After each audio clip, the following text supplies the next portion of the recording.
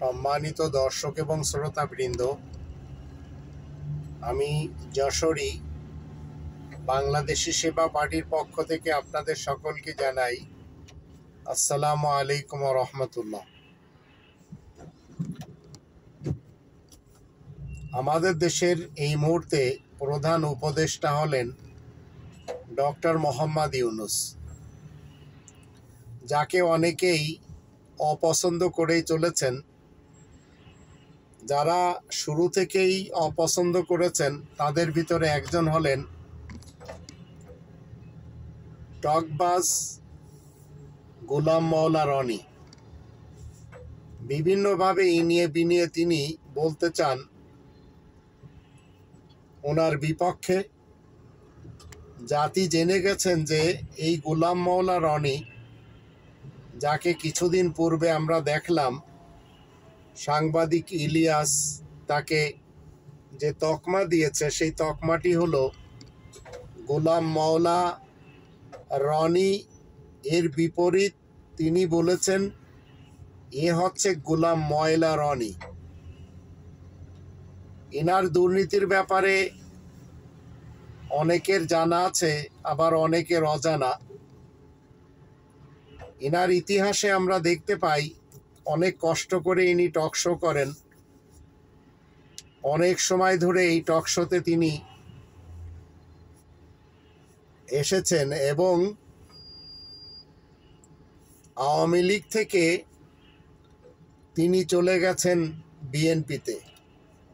বাল party ছেড়ে বিএনপিতে যোগ দেওয়ার পরেও তিনি না পেরেছেন নিজের জীবনে বাল পার্টিতে কোনো একটি ভালো পজিশন অর্জন করতে, আর না পেরেছেন বিএনপিতে কোনো ভালো একটি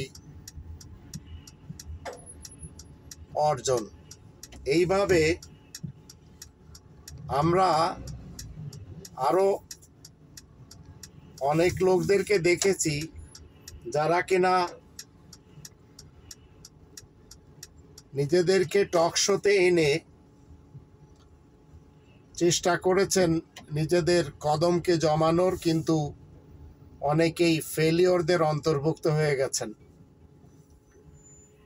এই টকশোতে বিগত খুনি হাসিনার যুগে 15 বছর এমন কিছু অপদার্থরা এসেছেন যারা নিজেদের আখের গুছিয়েছেন, যারা ঠিক নেচে নেচে গেয়ে গেয়ে খুনি হাসিনার প্রশংসা করে টাকা বানিয়েছেন। আবার কেউ কেউ বানাতে পারেননি। দুমুখো লোকদের অভাব আমাদের এই বাংলাদেশে নেই। এই বাংলাদেশের এক শ্রেণীর লোক, তারা তোলবাজি শিখেছে, পা চাটতে শিখেছে। তারা সরকারের পিছনে যেয়ে সরকারের পা চেটে টাকা পয়সা অর্জন করেছে। অতীতের ইতিহাসেও যখন আমরা ভারতবর্ষে দেখি, তখন এক শ্রেণীর লোকদেরকে আমরা দেখতে পাই, তারা দরবারি এবং রাজদরবারে নেমক খেয়ে রাজার গুণ গেয়ে তারা জীবন কাটিয়ে দিয়েছে। আবার আর এক শ্রেণীর রয়েছে, তারা হচ্ছে ধর্মজীবী মোল্লা সমাজ, যাদেরকে আমরা দরবারি মোল্লা বলি। আমাদের দেশেও রয়েছে মাওলানা ফরিদ উদ্দিন মাসুদ, তিনি একজন দরবারি মোল্লা। আমাদের এই ছোট্ট বাংলাদেশে খুনি হাসিনা বলেন, খুনি খালেদা বলেন, তারা যেভাবে জাতিকে নিয়ে ডুবেছে, তাতে এই জাতি এখন একটু আলোর মুখ দেখার চান্স পেয়েছে ডক্টর মোহাম্মদ ইউনূসের মাধ্যম দিয়ে। তাতেও আমরা দেখতে পাচ্ছি এই 84 বছরের প্রফেসর ডক্টর মোহাম্মদ ইউনূস, যিনি আল্লাহ তাআলার শান্তির রাজ্যে সব জায়গায় সম্মান কুড়িয়েছেন, কিন্তু আমাদের দেশের কিছু লোক যারা স্বঘোষিত বুদ্ধিজীবী, স্বঘোষিত টকবাজ, যারা দুর্নীতিবাজ বনাম রাজনীতিবিদ বা রাজনীতিবিদ বনাম দুর্নীতিবাজ, এরা কখনো ডক্টর মোহাম্মদ ইউনূসকে পছন্দ করতেই রাজি না। কারণ এই ময়লা লোকগুলি আমাদের দেশে সবসময় ভারতের গুণকীর্তন গায়, রয়ের এজেন্ট হয়ে কাজ করে। আর এই লোকগুলির ভিতরে এক শ্রেণীর রয়েছে তারা ধর্মজীবী করে খায়। আমাদের সকলকে মনে রাখতে হবে, দুমুখ নীতিতে যারা আমাদের দেশে দলখানা রয়েছে, দল পরিবর্তনকারী রয়েছে, আবার অতীতের সাংসদ যারা রয়েছে, এরা অন্তত কখনো এই জাতির কল্যাণ বয়ে আনবে না। এরা জাতির জন্য আবর্জনা ছাড়া আর কিছুই নয়। আপনি এই পৃথিবীতে কতটা সফল এবং কতটা অসফল, এর জন্য আপনাকে নিজের ব্যক্তিত্বের কাছেই প্রশ্ন করতে হবে যে আপনি জনগণের জন্য আসলে কিছু করেছেন, না শুধু রাজ দরবার থেকে কিছু পাওয়ার জন্য রাজার পা চেটেছেন।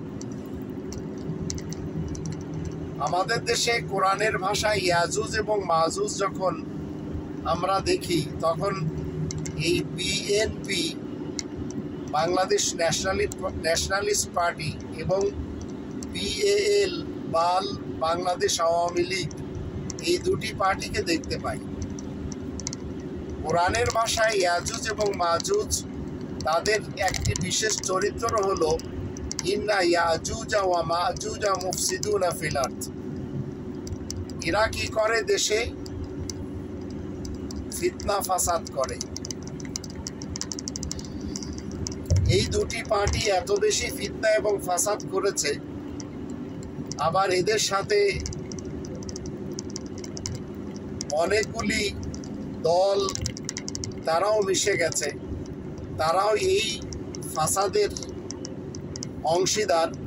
যেমন ধরুন, খুনি খালেদার যুগে আমাদের দেশে অনেকগুলি ঘটনা ঘটানো হয়েছে, র্যাব তৈরি করা হয়েছে এবং র্যাবের মাধ্যম দিয়ে আমাদের দেশের অনেক মানুষকে বন্দুক যুদ্ধে মরতে হয়েছে।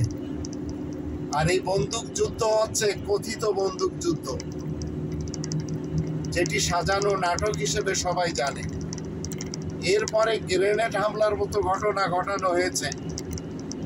আবার ৬৩টি জেলাতে অ্যাট এ টাইম বোমা বিস্ফোরণের ঘটনাও ঘটানো হয়েছে। এগুলি খুনি খালেদার যুগে হয়েছে। আর খুনি হাসিনার যুগে 7 মার্ডার বলেন, হলি আর্টিজেন বলেন, শ্যাপলা চত্বর কিংবা পিলখানার ঘটনা, এটি সবার জানা রয়েছে। এরপরেও যখন মানুষ জেনেছে যে এই ঘটনাগুলি সব খুনি হাসিনার যুগে ঘটানো হয়েছে, তারপরেও যারা এই বাল পার্টিকে নিয়ে ব্যস্ত রয়েছেন, নিতান্তই তাদের মাথার ভিতরে কি রয়েছে সেটি আল্লাহই ভালো জানেন।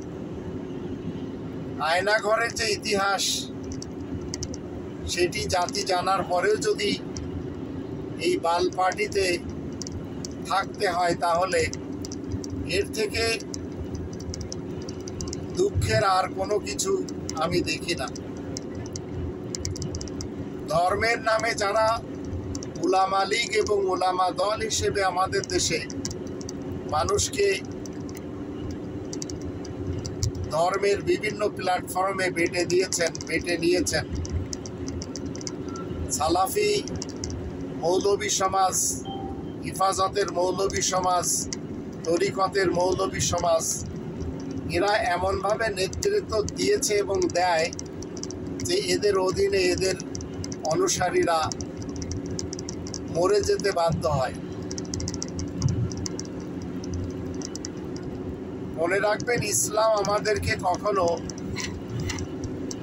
মানুষকে হত্যা করতে, মানুষকে গুম করতে, খুন করতে, এমনকি মানুষকে ঘর থেকে বের করে দেওয়ার ব্যাপারে অনুমতি দেয় না, যেটি আমরা কোরআনের 2 নম্বর সূরা আল বাকারা এর 83, 84, 85, 86 আয়াতগুলি যখন আমরা পড়ি তখন এগুলি আমরা দেখতে পাই। আল্লাহ তাআলার ওয়াদা এবং আল্লাহ তাআলার অঙ্গীকার যা আমাদের থেকে তিনি নিয়েছেন, তার ভিতর বিশেষ একটি হলো কুলু লিন্নাসে হুসনা, মানুষের সাথে ভালো ব্যবহার দিতে হবে। আমাদের দেশের যারা রবের কনস্টিটিউশনের বিপক্ষে নেতা, নেত্রী এবং কর্মী দেখা যায়, তারা সবাই মানুষকে কষ্ট দেয় এবং দিয়েছে। 1947 থেকে 1971, আবার 1971 থেকে 4 আগস্ট 2024 আমাদের এই দেশে কেউ শান্তিতে বসবাস করতে পারেনি। আবার আল্লাহ রাব্বুল আলামিন আমাদেরকে তৃতীয়বারের মতো স্বাধীনতা দিয়েছেন। এই স্বাধীনতা অর্জনের চেয়ে স্বাধীনতা রক্ষা করা সত্যিই অনেক কষ্টকর, কিন্তু আমাদের এই দেশটি 53 বছর ধরে ভারতের পেটের ভিতরে ঢুকে দেওয়া হয়েছিল, যার জন্য ভারতের তারা এত বেশি গোয়েন্দাগিরি করেছে এবং এত বেশি বাঙালিদেরকে তারা দেশদ্রোহী বানিয়েছে। আর বাঙালিদের একটি বিশাল অংশ প্রত্যেকটি সেক্টরে সামান্য কয়টা টাকার জন্য দেশকে দোজক বানিয়ে ছেড়ে দিয়েছে। আর এই দুটি পার্টি, এই আজুজ এবং মাজুজ, আমাদের সকলকে অধিকার থেকে বঞ্চিত রেখে, ন্যায় বিচার থেকে বঞ্চিত রেখে, উল্টো আমাদের 18 কোটি মানুষের উপরে 1.5 লক্ষ টাকার বেশি ঋণের বোঝা চাপিয়ে দিয়েছে। 53 বছর ধরে যেসব বাজেটগুলি আমরা দেখেছি, সেই বাজেটের একটি টাকাও এই দেশের গরিব পায়নি। বাজেটের টাকাগুলি সব চলে গেছে দেশদ্রোহী এবং দেশের শত্রু নেতা, নেত্রী এবং কর্মীদের পেটের ভিতরে। অন্যদিকে যারা ধর্মের নামে আমাদের দেশে মানুষকে জান্নাত বর্ণন করে, তারা সবাই ইয়াকুলুনা ফি বুতুনিহিম নারা, নিজেদের পেটে তারা আগুন ছাড়া কোনো কিছু ভরে না, নিজেদের পেটে আগুন ছাড়া কোনো কিছু তারা খায় না। এই আগুনখোর বক্তা হুজুরদের পিছনে যারা গিয়েছে, তারা ইসলামের উপরে থাকতে পারেনি, কারণ ইসলাম কমপ্লিটলি কোরআনের ভিতরে রয়েছে। আর সেই কোরআনচ্যুত করেছে এই সুন্নি, শিয়া, সালাফি ধর্মজীবী যারা করে খায়, এই মৌলবী হুজুরের দল। আর পলিটিশিয়ান যারা, তারা রব্বানি বিধানের বিপরীত, কেউ গণতন্ত্র বিশ্বাসী, কেউ আবার রাজতন্ত্রে বিশ্বাসী, কেউ আবার সমাজতন্ত্রে বিশ্বাসী, কেউ আবার মোল্লাতন্ত্রে বিশ্বাসী। অথচ আমাদের দেশে 90% উপরেই মুসলমান, শিয়া, সুন্নি, সালাফিরা বসবাস করে। খুনি হাসিনা এবং খুনি খালেদা যেভাবে নেতৃত্ব দিয়েছেন, আর যেভাবে তাদের নেতৃত্বে আমাদের দেশে হিন্দু ভাই বোনদের উপরে জুলুম নির্যাতন হয়েছে, বৌদ্ধ এবং খ্রিস্টানদের উপরে হয়েছে, মুসলমান, শিয়া, সুন্নি, সালাফিদের উপরে হয়েছে, এমনকি যারা নাস্তিক তাদের উপরে হয়েছে। আর আমি আস্তিকদের একজন, আমাকেও 2005 সালে জেল খাটতে হয়েছে এই বিএনপির যুগে। আর যারা আমার বিপক্ষে ছিল তারা সবাই কেউ বিএনপি করত, কেউ আওয়ামী লীগ করত, আবার কেউ জাতীয় পার্টি করত, আবার কেউ জামাত শিবির করত, আবার কেউ তাবলীগ এবং চরমোনাই করত। কোরআনের কথা আমি প্রকাশ্যভাবে বলতে পারিনি। যখন যখন আমি বলার চেষ্টা করেছি তখন আমার উপরে বিভিন্ন ফতোয়া দেওয়া হয়েছে। এমনকি আমার আপন 9 জন ভাই বোনও আমার কোরআনের কথা বলার ব্যাপারে বাধা হয়ে দাঁড়িয়েছে। যতদিন তাদেরকে আমি টাকা পয়সা দিয়েছি ততদিন তারা আমার কথা শুনেছে। যখন তাদের কাছ থেকে আমি আমার টাকাগুলি রিটার্ন চেয়েছি তখন তারা আমার বিরুদ্ধে অপপ্রচার করেছে।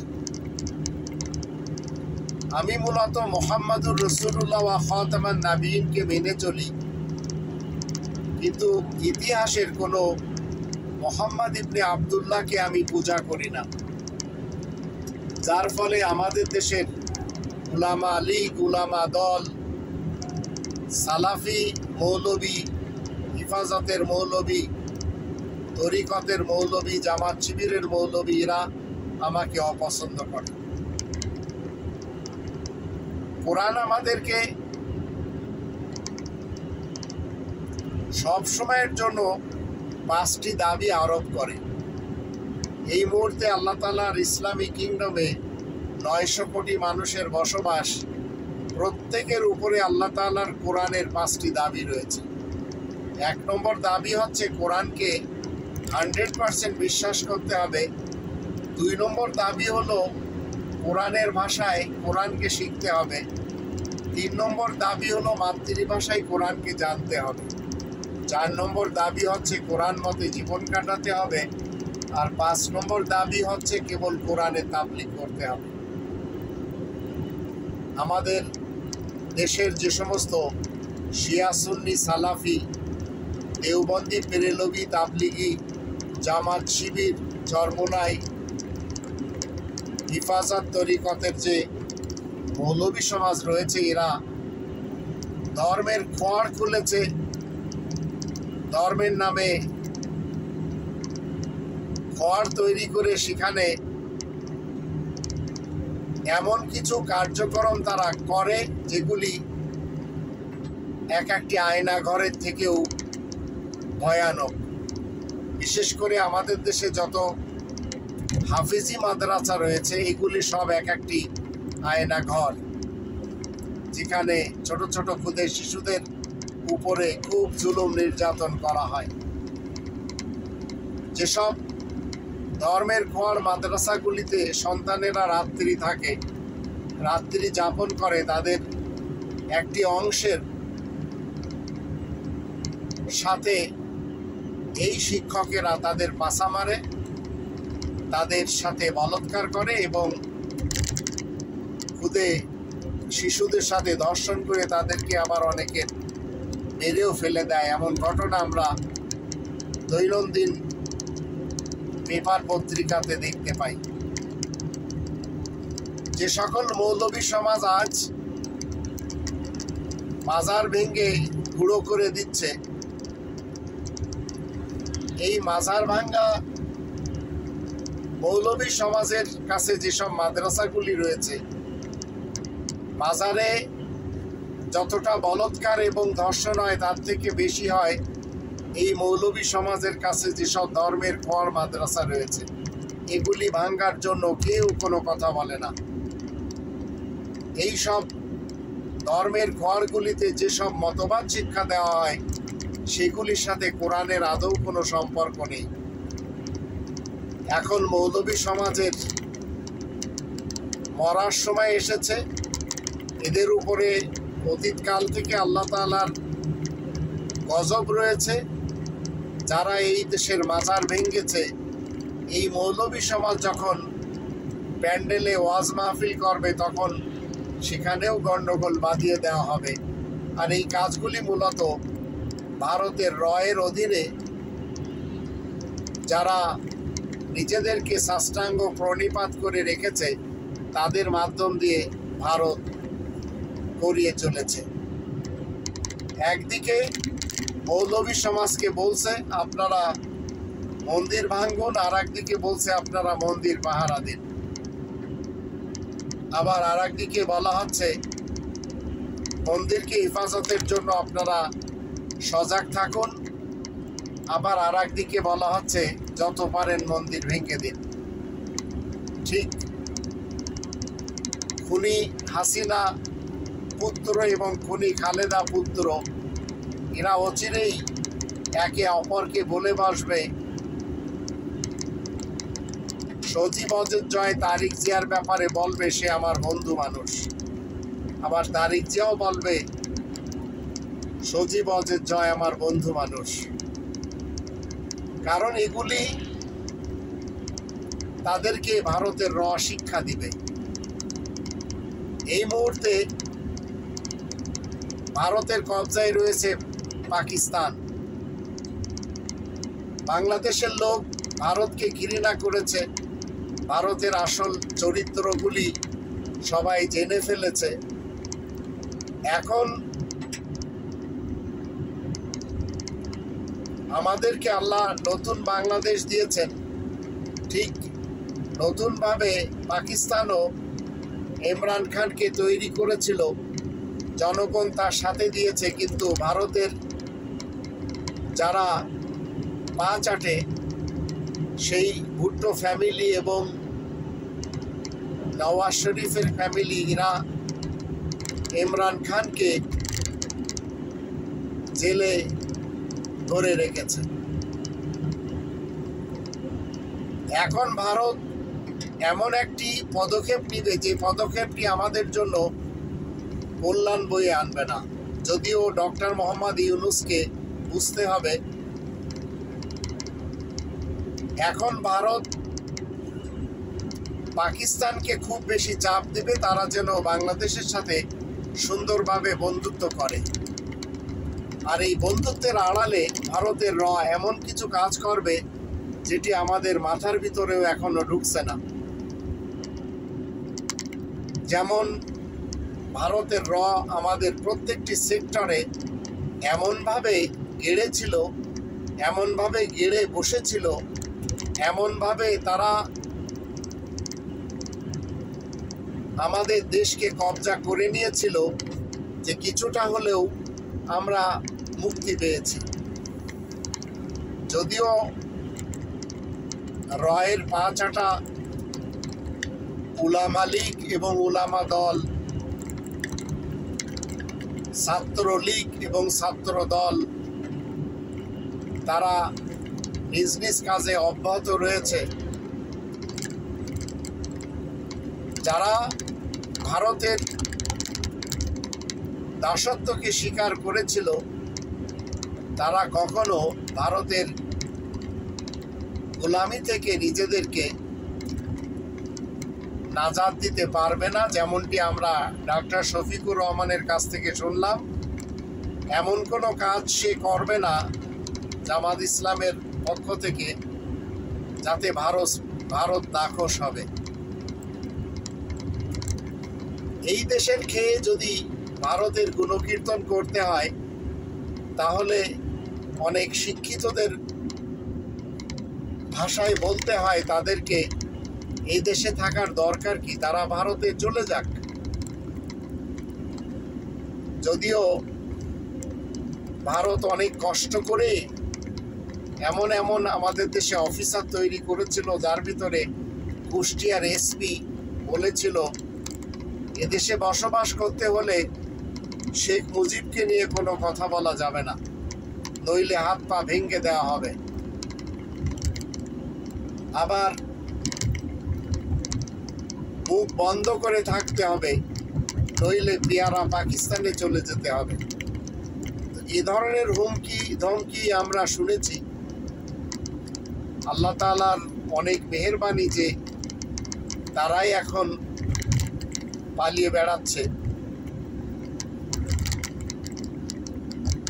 সুরঞ্জিত সেনগুপ্ত তিনি বলেছিলেন এদেশের মুসলিম যারা তাদেরকে সৌদি আরবে পাঠিয়ে দেওয়া হোক, আর এদেশের মসজিদগুলিতে তালা লাগিয়ে দেওয়া হোক। আবার অনেকে কাজী নজরুল ইসলামকে নিয়েও ব্যঙ্গ বিদ্রুপ করেছিলেন। আবার অনেকে এদেশের জাতীয় সঙ্গীতের পক্ষে চোখের জল ফেলান। এমনকি ৩২ নম্বরে এসে ধানমন্ডিতে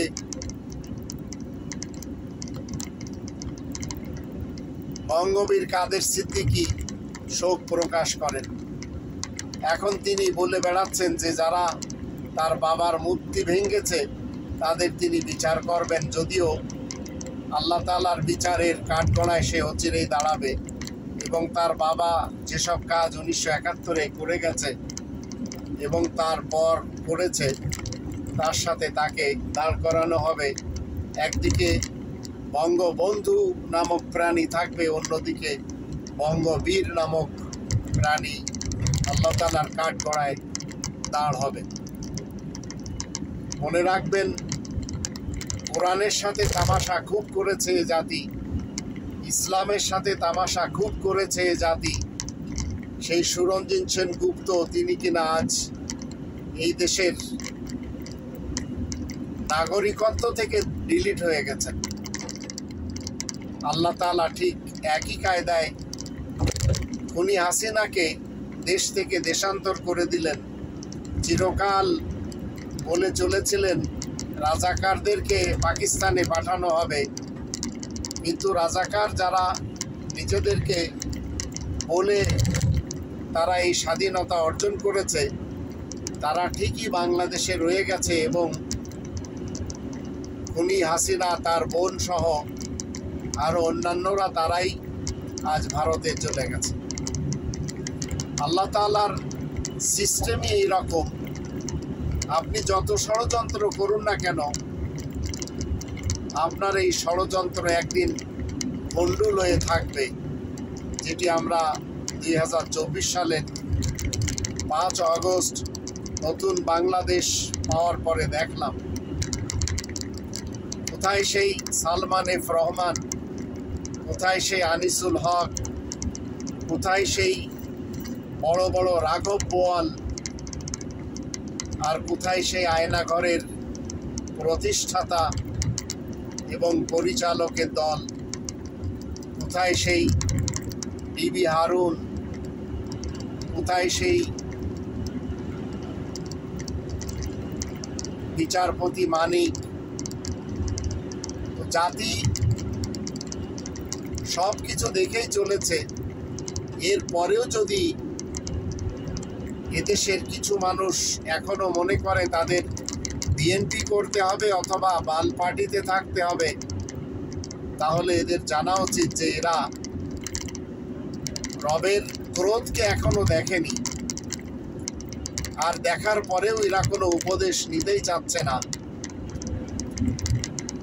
আল্লাহ রাব্বুল আলামিন আমাদের সকলকে বুঝ দান করুন, আমরা যেন এমন টকবাজদের কাছ থেকে টক শো না শুনি, এমন বুদ্ধিজীবীদের কাছ থেকে যাদের মগজ কবরে ভরা, যাদের মগজের ভিতরে শিক্ষিতদের বিরোধিতা করা ছাড়া কিছুই নেই, তাদের কোনো ভাষণ যেন আমরা না শুনি।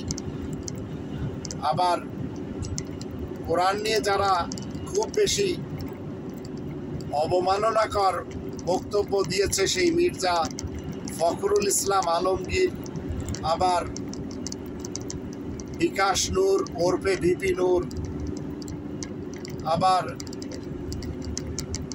ইসলামের এখন দোহাই দিয়ে ধর্মের কাহিনী করে সেই চোর পুত্র আন্দালিব রহমান পার্থ, আবার সেই ভারতের রয়ের হয়ে এদেশে খেলেছে সেই সুহেল তাজ। এদের সকলের থেকে আমাদেরকে আল্লাহ তাআলার কাছে পানা চেয়ে নিতে হবে। আবার আওয়ামী লীগের যারা, বাল পার্টির যারা দুর্নীতিবাজ, দুষ্কৃতিকারী এবং ভ্রষ্টাচার, তদ্রূপ বাংলাদেশ ন্যাশনালিস্ট পার্টির যারা খুনি, দুর্নীতিবাজ, দুষ্কৃতিকারী এবং ভ্রষ্টাচার, এদের সকলের কাছ থেকে আমরা আল্লাহ তাআলার কাছে পানা চেয়ে নিব, যেন এরা কখনো আমাদের আশেপাশে আর ভাষণ বক্তৃতা না দেয়। আল্লাহ আমাদের সকলের সহায় হন। বাংলাদেশ এগিয়ে যাক। বাংলাদেশি সেবা পার্টি যেভাবে 8 নম্বর সূরা আল আনফালের প্রথম আয়াতের দৃষ্টিতে খনিজ সম্পদের অর্থ সুযোগ পেলে 18 কোটি মানুষের মাঝে সুষ্ঠুভাবে বন্টন করে দিবে, যার ফলে দেশে সবাই কোটিপতি হবে, গরিব বলতে কেউ থাকবে না, সেই স্বপ্ন নিয়ে এগিয়ে যাচ্ছে। আল্লাহ আমাদের সবার সহায় হন।